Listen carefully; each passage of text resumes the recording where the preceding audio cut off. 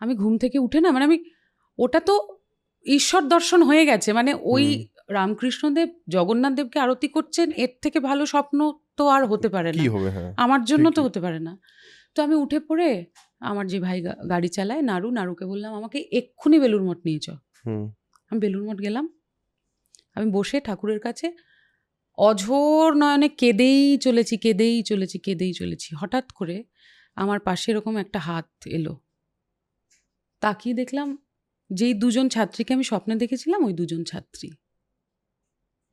সে কি এবং ম্যাজিক্যাল ব্যাপার তো। হ্যাঁ, এবং তারা আমাকে বলছে, তারা যদি শোনে এখন, তারা আমাকে বলছে যে দিদি তুমি এরকম কাঁদছো কেন? আমি যে কখন কাঁদতে কাঁদতে জোরে জোরে কাঁদছি আমি নিজেও জানি না।